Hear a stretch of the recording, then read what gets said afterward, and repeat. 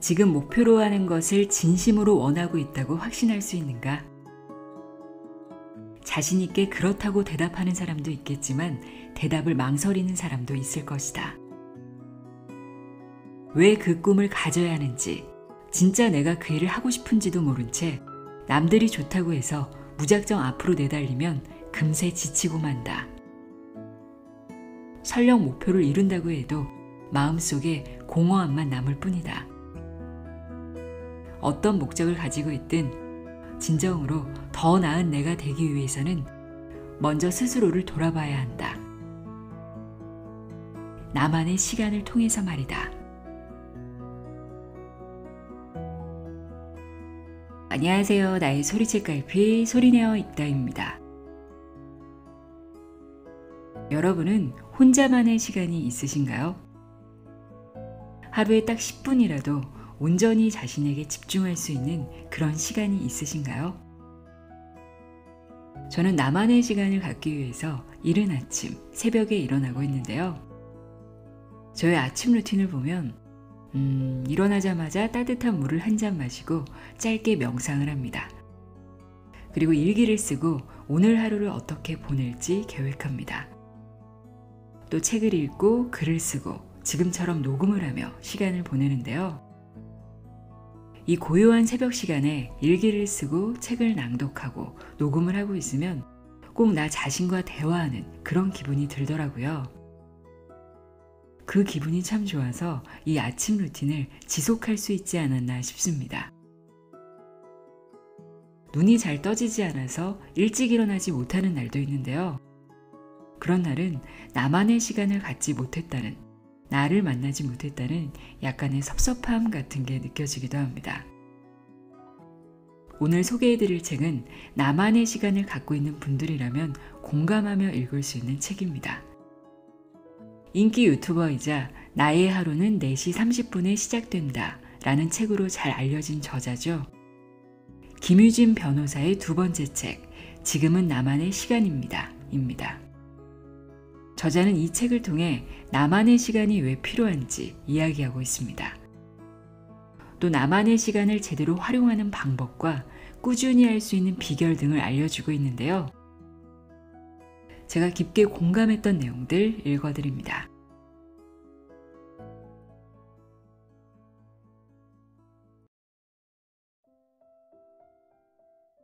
나만의 시간이란? 나만의 시간이란 무엇일까? 나만의 시간은 나에게 몰입하는 시간, 즉 혼자만의 시간을 의미한다. 일상을 바쁘게 보내다 보면 길을 헤매고 여기저기 부딪히게 된다. 나만의 시간은 그런 혼돈에서 잠시 벗어나 자신에게 집중하는 시간이다. 나 자신을 우선순위에 둘 수 있는 시간으로 누군가에게는 자신의 상태를 점검하는 시간이 될 수도 있고 누군가에게는 잠시 휴식을 선물하는 시간이 될 수도 있다. 이 시간을 어떻게 보내든 이때만큼은 무조건 앞으로 내달리기보다는 나 자신을 들여다봐야 한다. 중요한 점은 이 시간을 적극적으로 계획해야 한다는 것이다. 짬이 나면 혼자 있겠다고 생각하는 게 아니라 이때만큼은 나만의 시간을 갖는다고 다짐해야 한다. 그 이유는 무엇일까? 고립되는 것을 두려워하는 현대인들에게 혼자 있는 시간은 생각보다 쉽게 주어지지 않기 때문이다. 학창시절을 떠올려보자. 조용히 혼자 있고 싶지만 함께 놀자는 친구들의 유혹을 이겨내지 못했던 적 한 번쯤 있지 않은가? 화장실에 갈 때조차 항상 친구와 같이, 심지어 볼일을 보는 친구를 끝까지 기다리는 것이 의리라고 생각하지 않았는가? 전날 밤새 과제를 하느라 피곤해서 잠이 쏟아지는데 나만 빼고 친구들이 즐거운 시간을 보낼까봐 걱정되어 모임에서 끝까지 자리를 지켰을지도 모른다. 성인이 되어서도 마찬가지다. 이때는 학창시절과는 또 다른 이유로 혼자 있는 시간이 허용되지 않는다. 회사에서는 보통 혼자 문제를 해결하는 것보다 다른 사람들과 협력해서 성과를 내는 것을 더 중요시하기 때문이다. 나아가 내 역량을 키우기보다 정치를 해야 능력을 인정받을 확률이 높다. 모처럼 느긋하게 혼자 점심을 먹고 싶거나 일이 바빠 동료들과 티타임을 건너뛰려고 해도 자칫 잘못하면 상사에게 요주의 인물로 찍힐지도 모른다는 생각 때문에 꾸역꾸역 동석한다. 코로나19 때문에 예전보다 모임이 줄었다고는 해도 여전히 사회생활을 하고 가족을 챙기려면 혼자 있을 기회 자체가 없다. 기혼자거나 어린 자녀가 있는 경우 혼자 있기란 더더욱 어려운 일이 아닐 수 없다. 나 역시 마찬가지다. 미혼이다 보니 기혼인 친구들보다는 나만의 시간을 더 많이 가질 수 있지만 직장 생활을 하고 있는 데다 가족과 함께 살고 있기 때문에 주도적으로 계획하지 않으면 혼자 있기가 쉽지 않다. 나를 관리하는 시간, 나를 우선으로 생각하는 시간, 나를 알아가는 시간은 결국 내가 스스로 그 시간을 갖기로 마음먹고 계획을 지키지 않으면 가질 수 없는 시간인 셈이다. 저는 매일 혼자 다니는데요? 라고 반문하는 사람도 있을 것이다. 하지만 여기서 짚고 넘어가야 할 점이 있다. 나만의 시간을 가진다는 것은 단순히 어떤 공간에 홀로 있는 것을 의미하지 않는다. 혼자 있는 시간이 충분하더라도 대부분은 그 시간에 무엇을 하며 보내야 할지 잘 모르는 경우가 많다. 소파에 누워서 온종일 의미 없이 핸드폰을 보거나 리모컨을 손에 쥐고 텔레비전 채널만 돌리는 것이다. 뭐라도 해볼까 싶다가도 혼자서 할 수 있는 일은 그리 많지 않다는 생각이 들어 포기한다. 이런 시간은 나만의 시간이 아니다. 우연히 생긴 여유 시간에 그동안 못한 일을 하는 건 역시 나만의 시간을 가지는 게 아니다. 머릿속으로 잠시 개인적인 생각을 하는 것 또한 나만의 시간을 보낸다고 할 수 없다. 평소에는 관심 없던 사람이 문득 떠올라 잘 지내는지 안부를 묻거나 SNS를 확인하는 것 또한 마찬가지다. 틈틈이 이동 시간에 자신만의 시간을 보낸다고 생각할 수도 있을 것이다. 하지만 이 시간도 엄밀히 따지면 나만의 시간이라고 말할 수 없다. 멍하니 출근길 버스에 앉아 회사에 도착하면 무엇을 해야 하는지, 오늘은 누구와 어떤 이야기를 할지를 고민한다면 말이다. 이것은 나에게 집중한다기보다는 일과에 집중하는 시간이다. 과연 이 시간을 자신을 위한 시간이라고 정의할 수 있을까? 최근 다른 사람에게 방해받지 않고 나에게만 집중해 본 적이 있었는지 돌아보자. 어쩌다 보니 생긴 여유 시간에 혼자 있는 게 아니라 주도적으로 나만의 시간을 가진 적이 언제였는가? 근래에 자신이 좋아하는 음악을 듣고 따뜻한 차를 마시면서 창밖을 보는 여유를 즐긴 적이 있는지 생각해보자. 아마 한 달에 며칠 되지 않을 것이다. 나만의 시간을 만드는 것은 전적으로 자신의 의지에 달려있다. 나를 지키는 시간은 내가 나에게 선물하지 않으면 가질 수 없다. 처음에는 쉽지 않을 것이다. 하지만 혼자 있는 습관이 자리 잡히면 완전히 새로운 나를 만날 수 있다. 오늘만큼은 외부의 소음을 잠시 차단하고 스스로에게 시간을 선물해보자.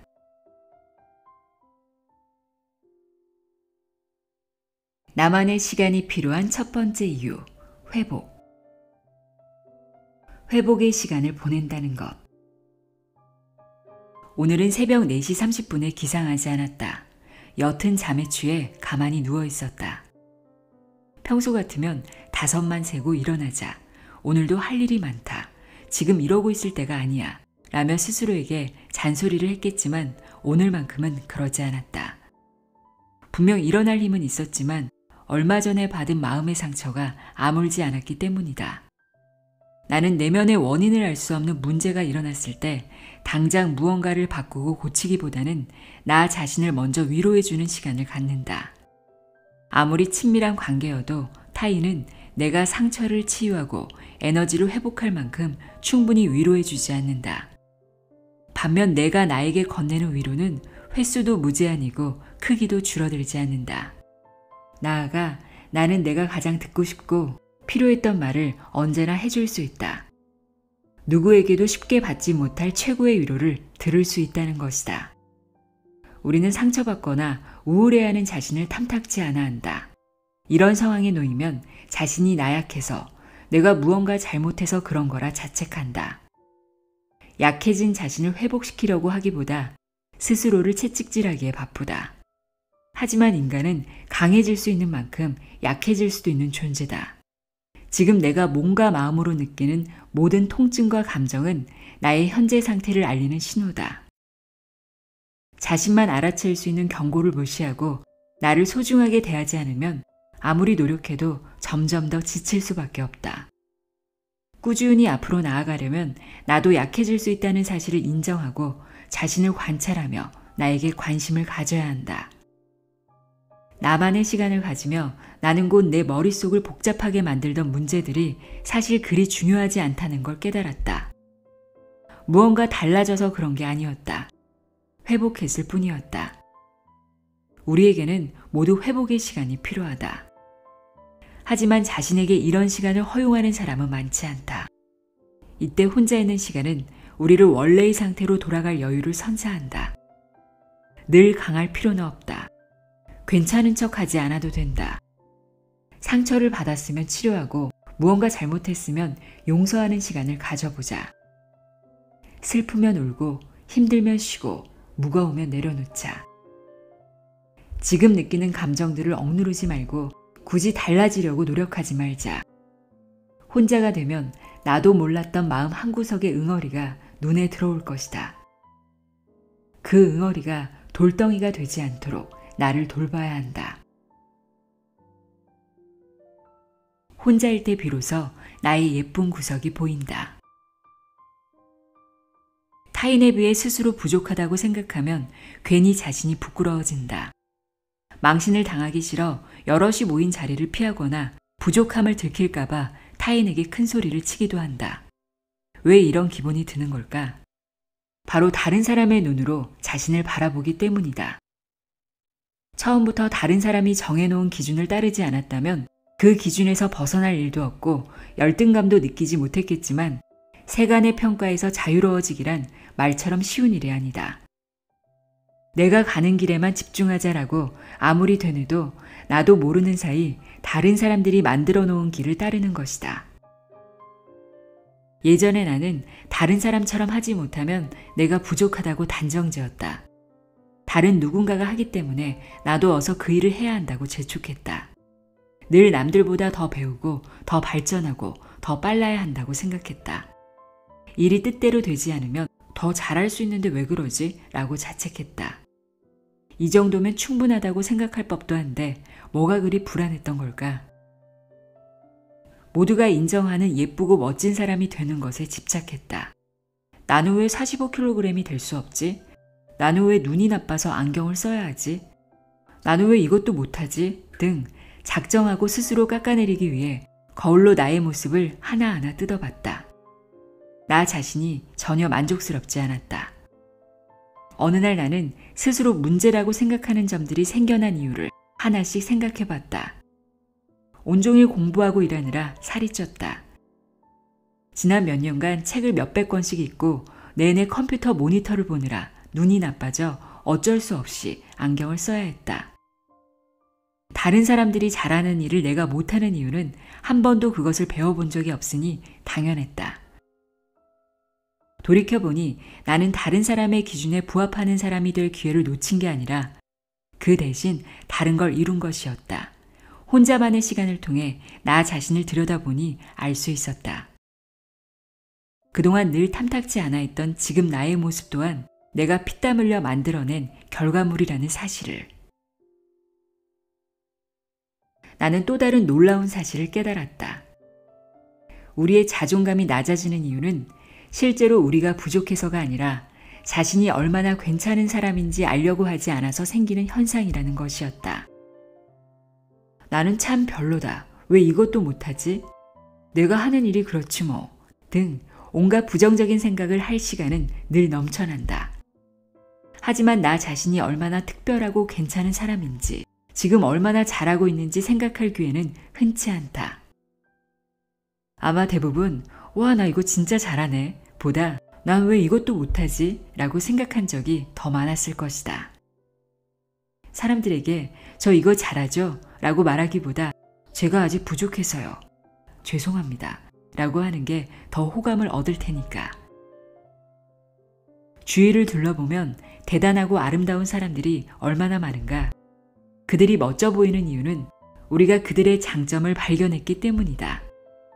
마찬가지로 스스로의 장점을 찾으려고 노력하면 내가 달리 보인다. 이 사실을 알고 난 후에는 이유 없이 자존감이 낮아지거나 자신감을 잃을 때마다 혼자만의 시간을 갖는다. 세상이 정한 예쁜 사람, 성공한 사람, 괜찮은 사람의 조건에서 잠시 멀어지면 나의 장점이 훨씬 두드러지게 보인다. 나는 타인의 기준이 아닌 오로지 나의 기준으로 나를 차근차근 들여다봤다. 모두가 좋아하는 긴 머리에 청순한 이미지는 아니지만 큼직큼직해서 시원한 이목구비를 가지고 있었다. 나만의 매력은 충분했다. 더 꾸미지 않아도 나는 이미 아름다웠다. 그것도 모르고 지속적으로 나 자신을 다른 사람으로 바꾸려 한 것이었다. 이렇게 자신에게 집중하면 자존감과 자신감을 회복할 수 있다. 모두가 생각하는 행복과 성공이라는 기준에서 벗어나 잠시 혼자가 됨으로써 나만의 장점을 뚜렷하게 확인하고 스스로를 더 이해할 수 있기 때문이다. 나만의 시간을 통해 나는 내가 되고 싶은 사람이 되기로 선택했고 내가 생각하는 행복이 잘못된 것이 아님을 확인했다. 나아가 이 깨달음을 계기로 자연스럽게 나만의 가치를 찾아냈고 내가 중요하게 생각하는 것이 무엇인지 또한 알게 되었다. 지금 나는 왜 이것밖에 안 될까 하고 자존감이 낮아져 힘들어하고 있다면 혼자만의 시간이 특효약이 되어줄 것이다. 남들이 귀 기울이지 않는 자신만의 생각을 들어보고 내가 얼마나 괜찮은 사람인지 깨닫는 시간을 가져보자. 좋은 음식으로 든든하게 배를 채우면 건강해지듯이 좋은 말과 긍정적인 생각으로 나 자신을 채우면 강해질 수 있다.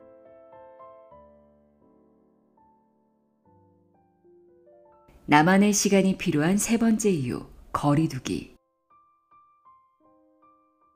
나만의 시간이 나에게 안겨준 가장 뜻깊은 선물은 바로 다른 사람들의 평가와 인정을 구걸하지 않게 되었다는 것이다.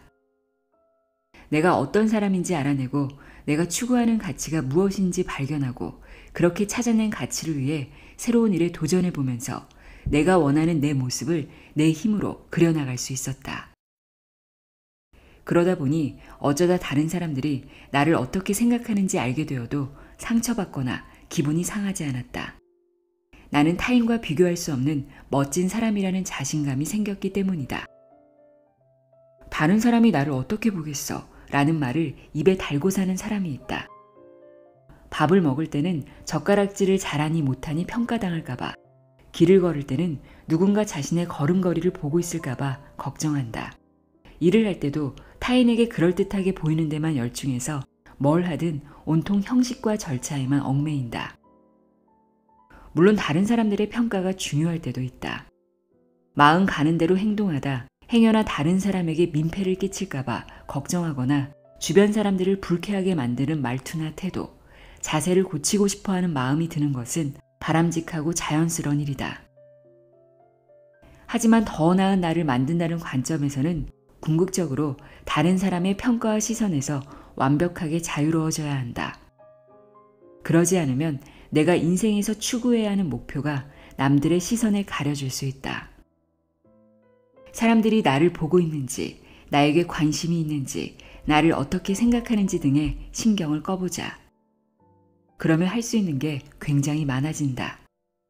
불가능하다고 생각했던 일을 겁없이 추진해보는 용기가 생기고 다른 사람 눈치 보느라 소비하던 에너지를 온전히 자신에게만 사용할 수 있게 된다. 아직도 우리에게는 해야 할 일이 너무 많다. 잘 생각해보면 하고 싶은 일도 많이 있을 것이다. 더 배워야 할 것도 많고 발전 가능성도 무궁무진하다.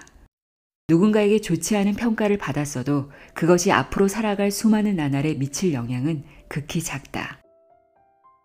자유로운 혼자가 되는 것이 타인과 함께 세상 속에 갇혀있는 것보다 인생에 얼마나 더 큰 즐거움과 행복을 안겨주는지 직접 경험해 보길 바란다. 꾸준함의 4가지 비결. 꾸준함의 첫 번째 비결, 반복. 나는 심적으로 부담을 느끼거나 일이 바쁠수록 일정한 시간에 똑같은 루틴으로 하루를 시작한다. 무언가 반복하면 안정감을 찾을 수 있기 때문이다. 정말 특별한 이벤트를 계획하지 않는 한 나의 하루는 크게 달라지지 않는다. 같은 시간에 기상하고 출근할 준비를 한다. 같은 버스를 타고 회사에 가고 같은 시간에 점심을 먹고 비슷한 시간에 퇴근한다. 집에 와서는 어제 저녁에 했던 여러 가지 루틴을 반복한다. 말로만 들어서는 지루해 보이기도 하지만 이것이 나의 꾸준함의 첫 번째 비법이다. 새벽 기상이든 취미생활이든 자기 개발이든 한번 시작한 걸 꾸준히 유지하려면 습관을 넘어 일상의 한 부분이 될 수 있도록 반복해야 한다. 매일 하는 것이 당연해야 하고 특별한 게 아니어야 한다. 지난 몇십 년간 나는 새벽 기상과 운동을 꾸준하게 했다. 이제는 그게 내 삶의 일부가 되었다. 새벽 기상과 운동을 하지 않은 날에는 몸이 불편하다. 그리고 지난 3년 동안에는 영상 편집을 꾸준하게 했다. 편집을 하지 않는 날에는 허전함과 공허함이 몰려온다. 지난 4, 5개월간은 복싱과 춤을 꾸준하게 배웠다. 단 한 번도 수업에 빠지지 않았다고 자신할 수 있을 만큼 나 자신에게 엄격했다. 내가 이렇게 된 계기가 있었다. 오랜 시간 수험 생활을 하고 똑똑한 사람들과 함께 교육을 받으면서 뼈저리게 느낀 것이 있었다. 머리 좋은 사람은 부지런한 사람을 따라갈 수 없고 부지런한 사람은 꾸준한 사람을 따라갈 수 없다는 것이다. 꾸준한 사람은 부지런한 사람, 머리 좋고 똑똑하기만 한 사람들과는 다른 길을 걷는다. 한 번 생각할 것을 2번, 3번 생각해보고 시도한다. 그 과정에서 더 많은 실패와 좌절을 경험한다. 이것만으로도 이미 월등하게 유리할 텐데 꾸준한 사람은 이 과정을 살아가면서 계속 반복한다. 여기서 핵심은 반복이다. 완벽하지 않아도 대충 하더라도 멈추지 않고 또 해보는 것이다. 꾸준하게 하는 것과 완벽하게 하는 것은 다른 일이다. 무언가를 꾸준하게 한다는 것은 실수가 잦아도 큰 변화가 보이지 않아도 지루하더라도 계속 다시 하는 것이다. 즉, 정확도보다는 루틴화를 더 우선순위에 둔다고 보면 된다. 이렇게 지치지 않고 반복하는 사람들은 시도 횟수가 많기에 자연스럽게 더 많은 정보를 접하고 더 다양한 기회를 만나게 된다. 그러니 결국 최종 결과도 다를 수밖에 없다. 나는 이것을 깨닫고 난 뒤 반복을 무기로 삼았다. 남들보다 머리가 좋거나 재능이 뛰어나지 않다고 생각했던 나에게 이것은 최고의 방패였다. 꾸준함의 두 번째 비결, 휴식. 잠이 오지 않고 아무것도 하기 싫은 날이 1년에 한두 번은 꼭 찾아온다. 무기력증인지 슬럼프인지 모르겠지만 모든 게 귀찮고 아무도 만나기 싫어진다. 평소와 달리 아침에 일어나기도 힘들다. 알람이 울리고 무거운 몸을 일으켜보지만 평소처럼 아침 공기가 상쾌하게 느껴지지도 않고 영 기운이 없다. 이럴 때 나는 새벽 기상을 포기하고 출근 전까지 다시 푹 잠을 잔다. 특별한 이유는 없다. 그저 휴식이 필요했을 뿐이다. 가끔 이유 없이 지칠 때는 특별한 문제가 있다고 생각하지 않고 마음 가는 대로 쉰다. 그러면 금세 다시 활기를 찾는다. 왜 우리는 열심히 달릴 때만 잘하고 있다고 생각할까? 잠시 멈춰서 쉬거나 컨디션이 좋지 않으면 큰 문제가 생긴 것처럼 스스로를 한심하게 여기고 포기라는 단어를 쉽게 입에 담는다. 그리고 빨리 회복해야 한다며 자신을 재촉한다. 성공한 사람들의 이야기를 들어보면 다들 쉬지 않고 열심히 노력하고 끊임없이 도전하고 좌절에도 일어나고 어려움을 극복했다고 한다. 그래서일까 열심히 해야 한다는 압박감에 우리는 쉬면서 늘 죄책감을 느낀다. 아직은 괜찮다고 생각해 오랫동안 휴식을 취하지 않으면 성장할 수 없다. 틈틈이 쉬는 시간을 즐겨야 나를 무너뜨릴 정도로 큰 파도가 오지 않는다. 지금 우울하고 무기력하고 아무것도 하고 싶지 않다면 내가 무능해서 그런 게 아니라 너무 열심히 달리다 보니 그동안 해소해야 했던 피로가 몰려온 것이라고 생각하자. 스스로에게 이렇게 이야기하는 것이다. 걱정하지 말고 잠깐 쉬었다 가자. 쉬기로 결정했을 때는 불안해하지 말고 푹 쉬어야 한다. 평소보다 늦잠을 자보자. 나도 모르게 눈이 일찍 떠졌다면 침대에 누워서 음악을 들으며 가만히 누워 있어 보자. 직장인이라면 과감하게 연차 휴가를 내버리는 것도 좋다. 뭐가 나를 지치게 하는지 답을 찾으려고 하기보다는 아무것도 하지 않고 스스로를 위로하는 것이다. 지쳤을 때 쉬는 것보다 꾸준함을 유지하는 더 효과적인 방법은 지치기 전에 미리 쉬는 것이다. 습관은 단기간에 자리 잡는 게 아니다. 매일 목표를 달성하겠다고 정하는 게 아니라 사흘을 성공했으면 하루는 쉬고 다시 닷새를 목표로 해야 한다. 겨우 3일하고 포기했네가 아닌 3일 했으니 오늘은 쉬고 내일 다시 시작하자로 관점을 다시 바꾸는 것이다. 지칠 때 쉬는 것과 지치기 전에 쉬는 것은 확실한 차이가 있다. 모든 에너지가 소비된 상태일 때는 긴 회복 시간이 필요하다. 육체적, 정신적으로 모두 지쳐 있으니 자신감도 잃게 되고 내가 앞으로도 잘할 수 있을지, 그냥 여기서 그만두는 게 나을지 의심하게 된다. 반면 지치기 전에 주도적으로 쉬는 시간을 가지면 회복이 아닌 에너지를 충전하는 데 집중할 수 있다. 앞으로도 계속할 수 있을 것 같다는 자신감과 확신이 생긴다. 이것이 나의 꾸준함의 두 번째 비결이다. 무엇보다 목표에 따라 다르게 휴식을 취하는 방법을 추천한다.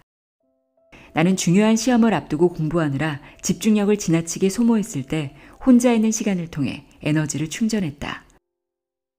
자기계발서나 동기를 부여하는 문구를 찾아 읽고 유명 인사들의 강의를 들으며 마음을 다잡았다.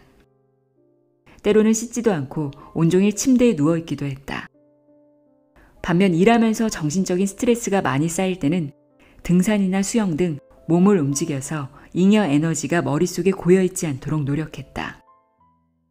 꾸준하게 무언가를 하다 보면 그 일 자체는 쉬워질 수 있다. 하지만 아무리 시간이 흘러도 꾸준히 하는 게 쉬워지진 않는다. 쉬는 것은 게으른 게 아니다. 슬럼프가 반드시 위기를 뜻하는 것도 아니다.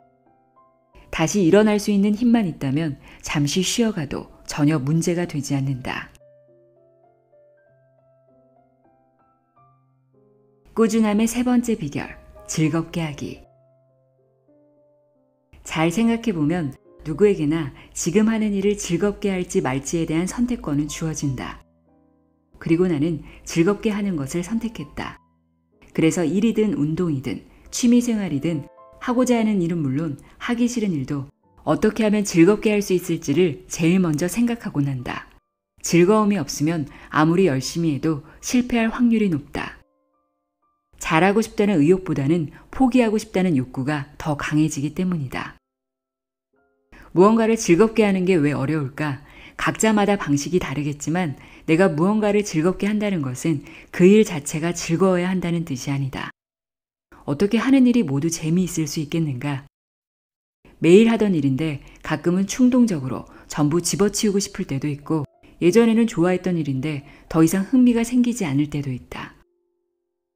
이럴 때 내가 즐거워하는 행동과 즐겁지 않은 일을 함께하면 큰 도움이 된다. 하루를 즐겁게 만드는 또 다른 팁을 공유하자면 바로 내가 느끼는 즐거움을 자주 표현하고 다른 사람들과 공유하는 것이다. 오늘 새벽에 1시간 동안 운동을 했는데 너무 개운해요. 내일 또 해야겠어요. 대리님도 해보세요. 어제 제가 그림을 하나 그려봤는데 생각보다 예쁘게 나온 거 있죠? 스트레스도 풀리고 꽤 재미있어요. 팀장님도 해보세요. 물론 나의 이야기를 굳이 알고 싶어 하지 않는 사람들에게까지 이런 소식을 공유할 필요는 없다. 하지만 긍정적인 이야기를 나누면 주변 사람들에게는 물론 나 자신에게도 즐거움을 선사할 수 있다.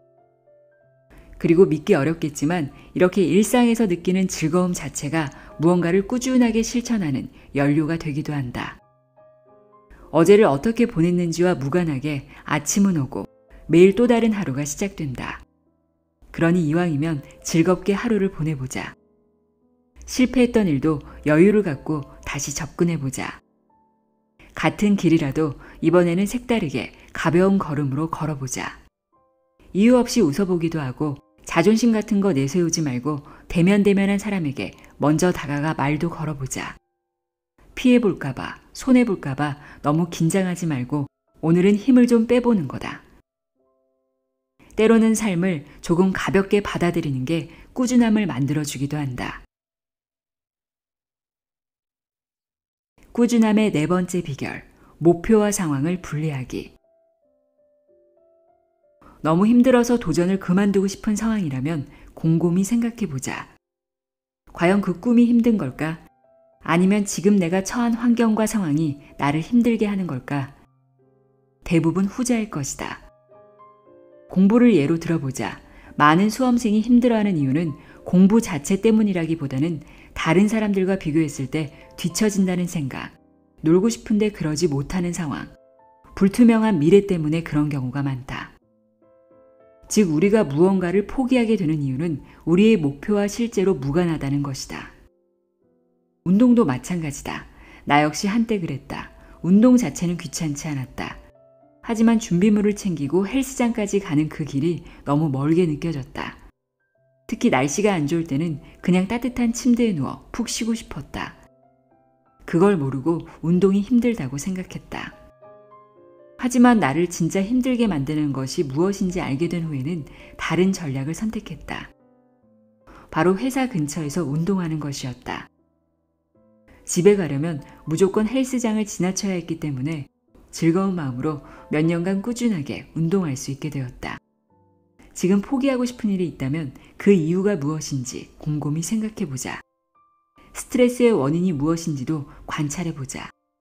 그리고 요인을 하나씩 정리해보자. 인간관계가 문제라면 상대방과 거리를 두거나 그를 차단해도 무관하다. 금전적인 문제라면 지출을 자제할 수 있는지, 추가로 아르바이트를 할 수 없는지 생각해보자. 자꾸 주변 사람들과 비교하는 자신이 문제라면 나만의 시간을 통해 중심을 잡아보자.